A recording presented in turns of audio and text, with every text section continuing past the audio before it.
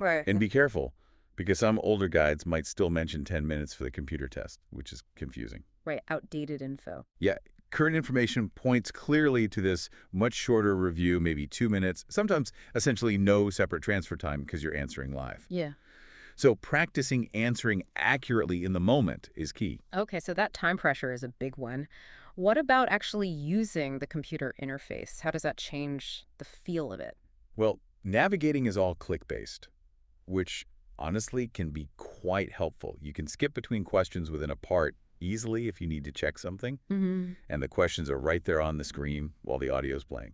Having them visible, is that always good? It can be. It's a prompt, for sure. But, it could also potentially be distracting if you haven't practiced focusing on the audio while scanning the questions. It's a skill. I can see that. Practice balancing those two things. What about taking notes? Is it all digital now? Actually, no. You still get good old-fashioned paper and a pencil for scribbling notes, which many people find helpful. Oh, that's good to know. But the system also lets you highlight text in the questions on screen, and you can type short notes directly onto the screen too. So you've got options, really, depending on what works best for you. Okay, flexibility there. Pen and paper still available. And timekeeping, is there a clock? Yep, there's a timer visible on the screen the whole time. Helps you keep track of how you're doing across the different parts. Useful.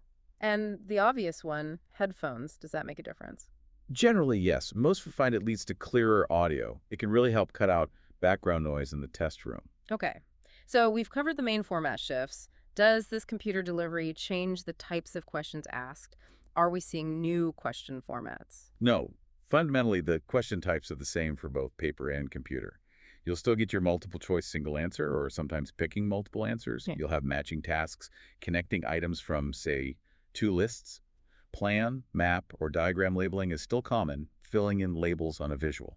And all those fill in the blank type questions, form completion, notes, summaries. Still there.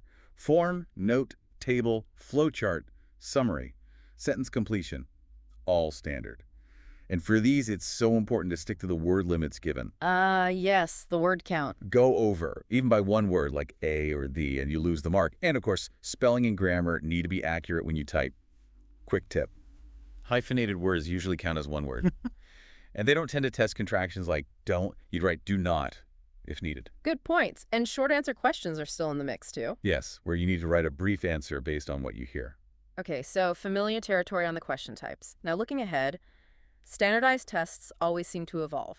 Are there whispers of potential future updates, maybe for 2025 or beyond? There's some interesting talk, yeah. One potential development is something called adaptive questioning. Adaptive, what does that mean? Basically, the test